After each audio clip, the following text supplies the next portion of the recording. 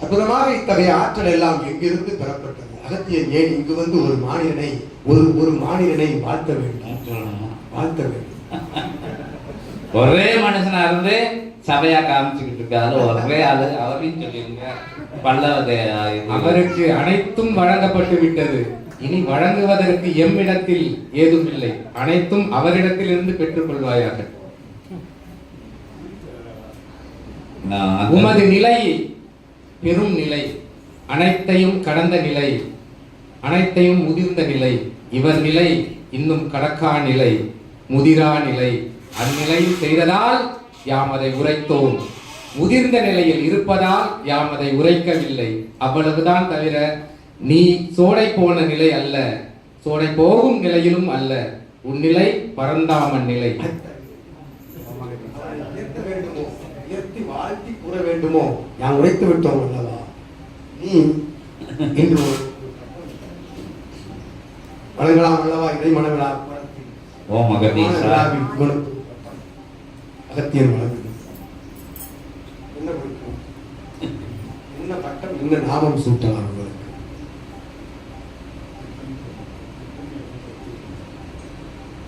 என்ன கொடுத்தால்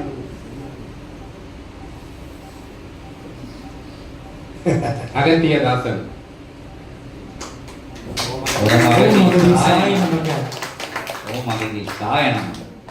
வேற ஏதேனும் இருந்தாலும் அகத்திய பெருமான் உரைக்கலாம். தங்கள் மனதில் இருப்பதை. அதற்குள்ளது அடங்கிவிட்டது. இருந்த பொழுதும் அற்புதமாக உங்களுக்கு ஒரு பட்டம் கொடுத்ததை நினைத்து அற்புதமாக வழங்கினேன்.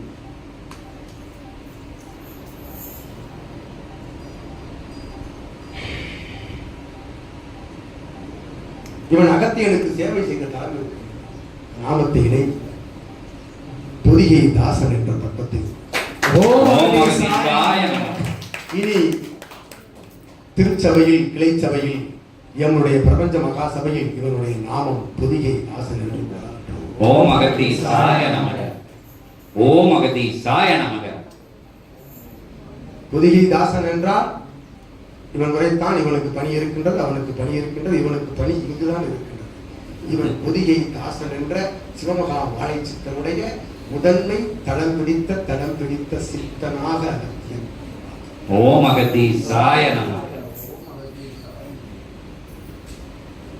அனைவருக்கும் பரிசு உண்டு, அனைவருக்கும் பரிசு உண்டு. சூட்சமத்தில் வழங்கிக் கொண்டிருக்கின்றோம். ஒவ்வொருவருக்கும் அவனுக்கு தெரியும். நிறைவாக இறைமகா சித்தனுடைய அருளுரை அவனை உரைத்தமாறு ரத்தினமாக எம் சித்தன் உரைத்து அருள் புனர்ஜென்ம கோமாதா விளைத்து பணி துவங்க அகத்தியன் நல்லாசியம். ஓம் அகத்தீசாய நமக.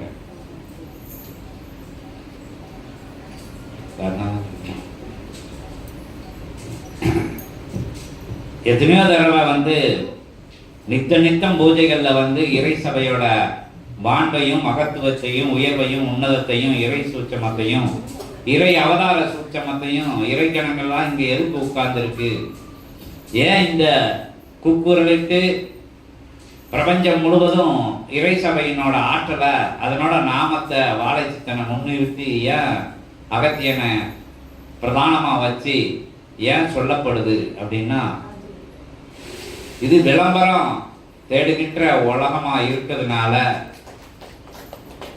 இதை எல்லாருமே தங்களோட பொருட்களை, போலியானவைகளை, தரம் இல்லாதவைகளை, தாழ்வானவைகளை உயர்வா காமிச்சுக்கிறதுக்கு ஏதோ ஒன்ற வண்ண நிறங்கள், அற்புதமான மங்கையர்கள், அந்த ஆற்றல் மிகுந்த பிரபஞ்சத்தில் இருக்கக்கூடிய எத்தனையோ நிலைகளை எல்லாம் தன்னோட தரமற்ற பொருட்கள் மேல அதை போர்வையா அதை உரையா வைத்து அற்புதமான மனிதர்களா இல்லாது அவங்க எல்லாருக்கும் தெரிஞ்சவங்களா இருக்கின்ற நிலையில அவங்க திருவாயில இருந்து வரத உயர் வார்த்தைகளா நினைச்சு அதன்பால் கலியுகம் தரமற்ற பொருட்களின் மீது, அதுல உடலுக்கு தீங்கி விளைக்கின்ற நிலைகள் மீது, அதற்கு நம்ம கொடுக்கின்ற தனத்திற்கு ஈடான பொருட்கள் இல்லாத நிலைகள் மீது எல்லா விஷயங்களும் போலியாக இருக்கு. போலிகள் பின்னாடி உலகம் அந்த கவர்ச்சின்னு சொல்லக்கூடிய அந்த வனப்பு அப்படின்னு சொல்லக்கூடிய அந்த இயல்பு நிலையில அந்த வார்த்தைகள், அந்த மேல் நிலையில உள்ள மேல் தட்டுல உள்ள மாந்தர்கள்னு மாய நிலையில உள்ளவங்க கீழ்த்தட்ட தாங்க அகநிலைக்குள்ள வச்சு மேல் தட்டுல வாழதா சொல்லிக்கிறது. அவங்க சொல்லக்கூடிய ஒரே அந்த வாக்க அந்த விளம்பரத்தை நம்பி இயங்கிக்கிட்டு இருக்கையில கடவுளே வந்து உட்கார்ந்து சித்தர்கள்னு தேடி அலைதாங்க. சித்தர்களின் தலைவன் அகத்திய பெருமான் வந்து உட்கார்ந்து 9 கோடி சித்தர்களுக்கு தலைவன். 1 2 பேர் 3 பேர் 4 பேருக்கு கிடையாது, கடவுளுக்கு உதவி செய்யக்கூடிய ஆளு. அதை நீங்க அகத்தியரோட ஏன் சிவபெருமானுக்கு ஏன் வேற ஆளை அனுப்ப தெரியாதா? அங்கிருந்து அவரை மாதிரி இன்னொரு ஆள் அங்க அனுப்ப தெரியாதா? அவருக்கு உதவி செஞ்சிருக்காரு. அதை முதல்ல எடுத்துக்கோங்க. சிவத்துக்கே உதவி செஞ்ச சித்தன் முதல்ல. என்ன சிவபெருமான் கோவிச்சுக்கிட மாட்டாரு. அவர் ஒண்ணுதான், இவரும் 2 பேரும் ஒண்ணுதான். அதற்கடுத்து அவதார நிலைகள்ல உயர் அவதாரம் சொல்றதா ராமபிரானுக்கு. நமக்கு இதுதான் தெரியும், தெரிஞ்சுதான் நம்ம சொல்லுவோம். ராமபிரானுக்கு இன்னும் எத்தனையோ பரந்தாமனுக்கு அசுரர்கள் வந்து ரொம்ப இடரினர்கள் விளைச்சு அந்த சூட்சம சமுத்திர நிலைக்குள்ள போய் ஒளியும் போது அந்த சூட்சம சமுத்திரத்தை எழுகடல் விட்டவனா யாரால முடியும்னா அகத்திய பெருமானால் ஒரு ஆளத்தான். தேவர்கள் சித்தர்கள் எல்லாம் ஒன்னா கூடி வந்து அகத்தியர்கிட்ட வேண்டி நின்ற நிலை. இது மாதிரி எத்தனையோ நிலைகள் இருக்கு. அவர் வந்து இங்க உறங்காம இருக்காரு. உறங்கின்னு சொல்லுவாங்கல்ல. ஏன்னா இங்க வந்து அவர் இருக்கிற நிலை வந்து பரந்தாமனோட நிலை, சிவத்தோட நிலை. உறக்கம் என்பது கிடையாது. அது சித்தனுக்குள்ள இருந்து அது சீடர்களுக்குள்ளும் பரவி நிற்கு. அது சித்தனையும் உறங்க விடாம சித்தனை சரணடைகின்ற சீடர்களையும் உறங்க விடாது அகத்தியரோட ஆற்றல். அது இங்க இருக்கக்கூடிய சீடர்களுக்கு தெரியும். எனக்கு சித்த சபையை பற்றி கேள்விப்பட்டதுலேருந்து உறக்கமே வரமாட்டாங்க. எதையாச்சும் செஞ்சாகணும், யாரையாச்சும் பார்த்தாகணும், என்னமாச்சும் சொல்லி ஆகணும் அப்படிங்கிற நிலையில எல்லாரும் இறைவனோட தாங்கி நிற்கக்கூடிய ஒரு பெரு வல்லமையை கொடுத்து இது மாதிரி சொல்லிக்கிட்டே வரான். இறை சபையை ஆற்றல இது மாதிரி எங்கேயும் இடம் இல்லைன்னு சொல்லிட்டாங்க. மீண்டும் மீண்டும் சொல்லிட்டு வராங்க. சொன்னதை செஞ்சுக்கிட்டு வர்ற சபை எப்படி வளரும், என்ன செய்யும், என்ன செய்ய போகுது அப்படிங்கிறத சொல்லிக்கிட்டு இருக்காங்க. 30 வருடங்களா சொல்றது வந்து அவங்க யுகமா சொல்லிட்டு வர்றது நமக்கு தெரியாது.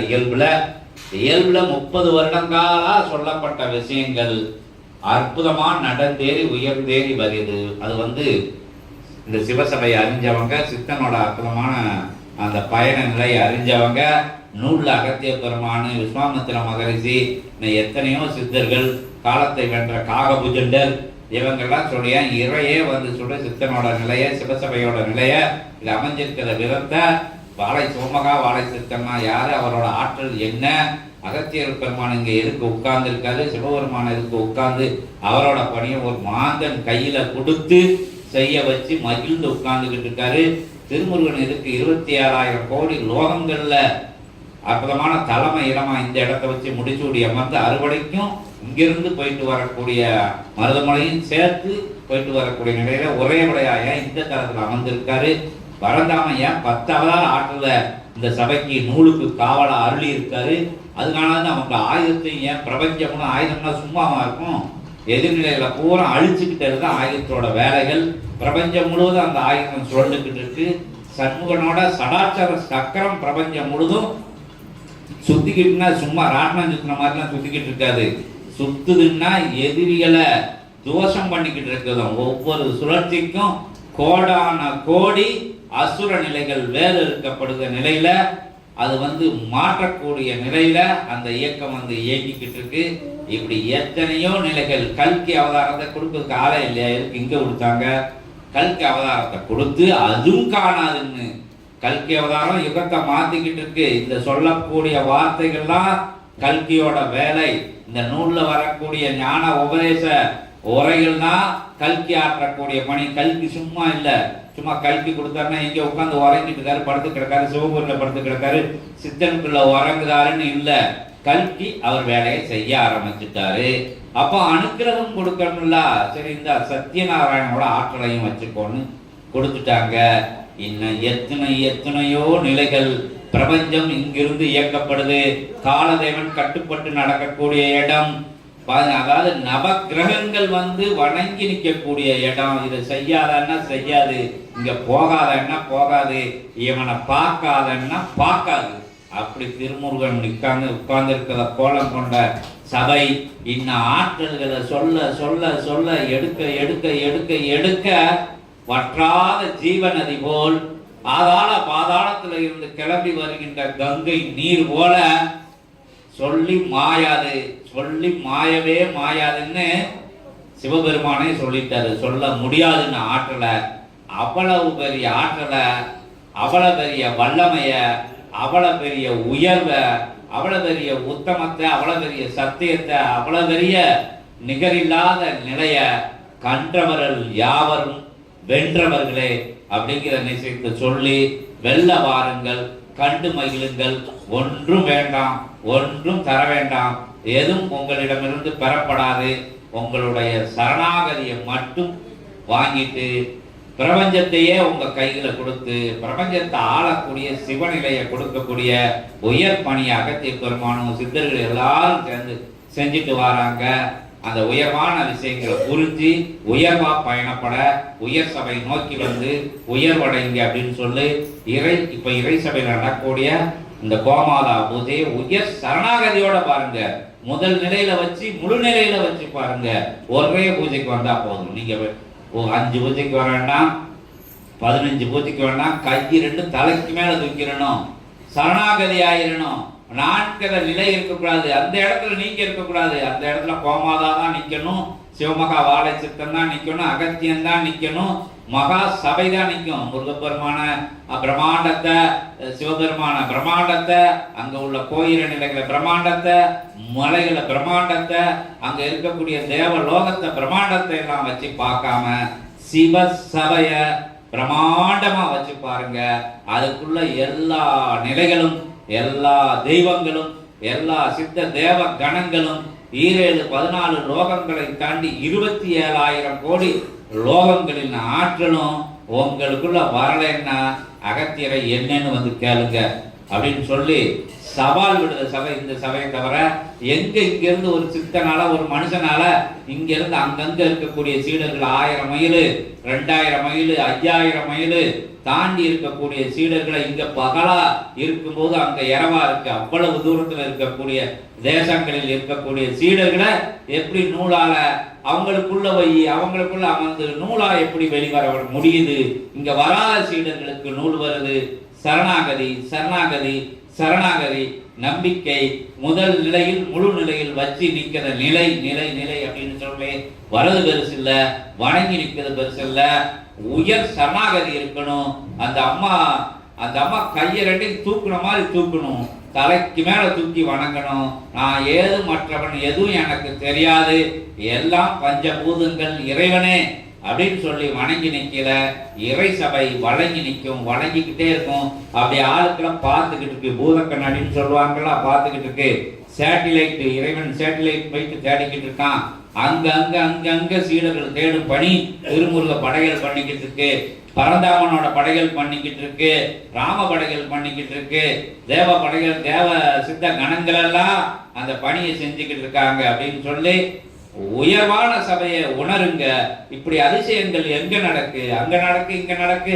ஆலயங்கள் கோபுரத்தை பார்த்து மயங்கி, அதை பார்த்து மயங்கி, இதை பார்த்து மயங்கி, ஆடைகளை பார்த்து மயங்கி, அங்க போட்டிருக்கக்கூடிய உலோக நிலைகளை பார்த்து வணங்கி ஒன்றுக்கும் அற்ற நிலைகளை நம்ம இறைவனா வச்சு இறைவன் மேல பொருத்தி, இறைவன் அதை எதையும் விரும்பதில்லை, நம்ம விரும்புவதால இறைவனை அதை வச்சு அழகு சூட்டப்படுது.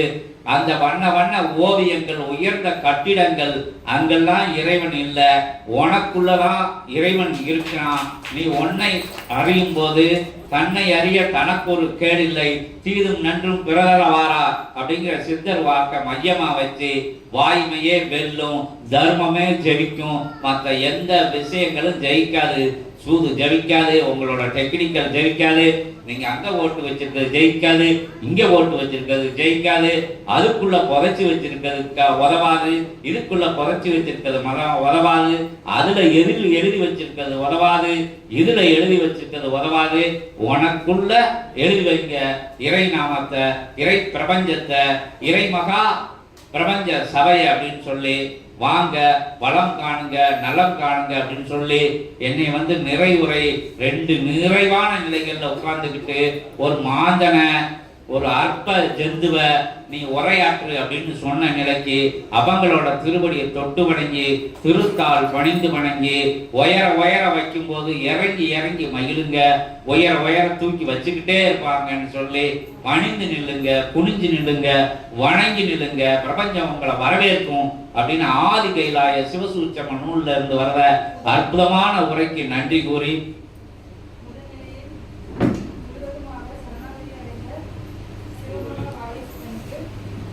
நன்றி கூறி நாம் வந்து அமர்ந்தும் பாலாம்பிகையாய் அகத்திய பெருமானுக்கும் விஸ்வாமித்திற்கும் நன்றி கூறுகிறோம்.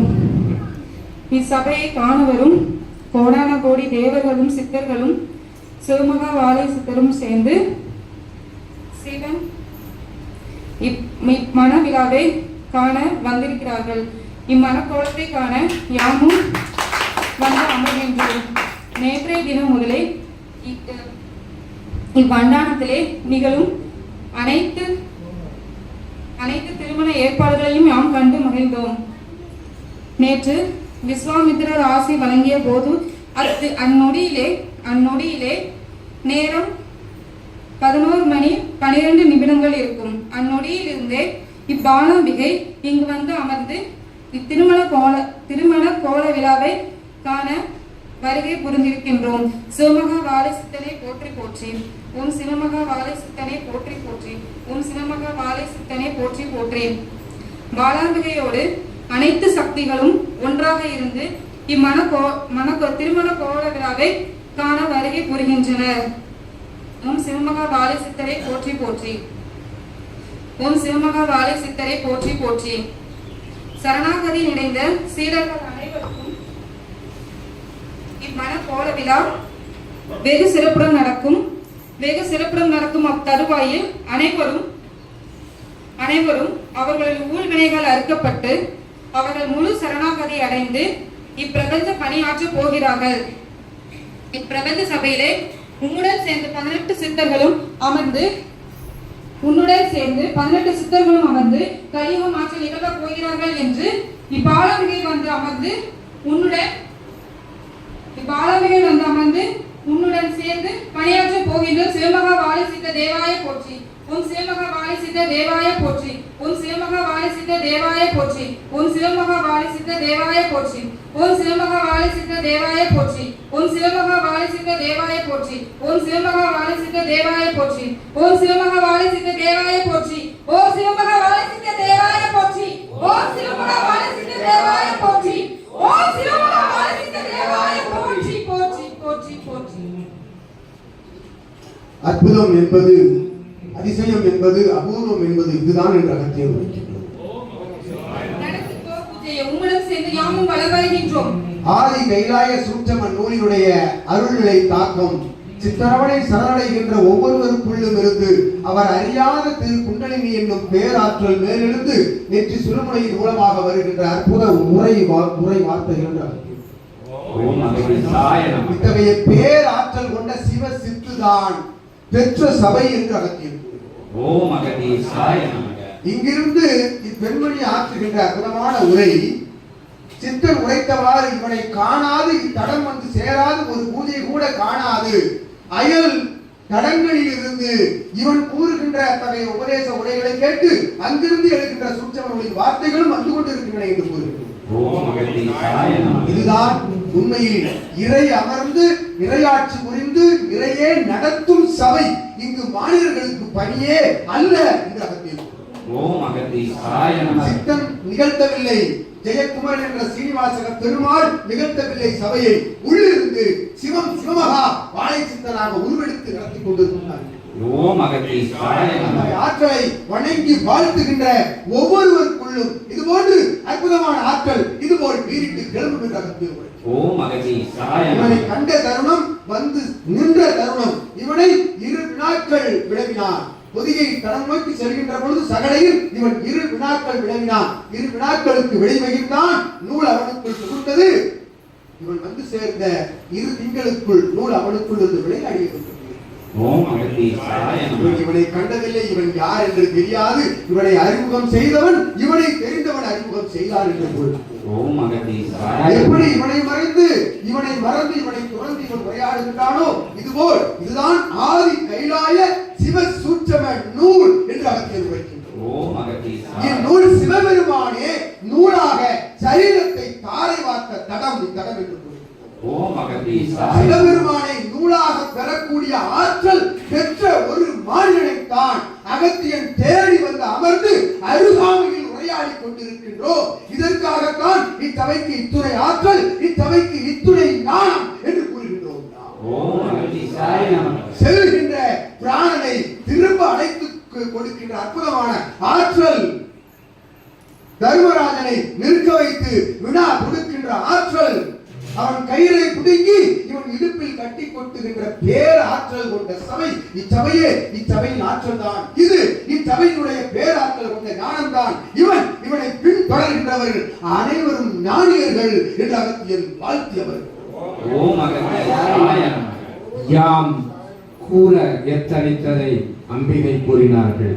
இங்கு வேறுபாடு அல்ல, சீடன் அன்னை என்றல்ல, ஒன்றே ஒன்றுதான் சிவமகா வாழை சித்தன்.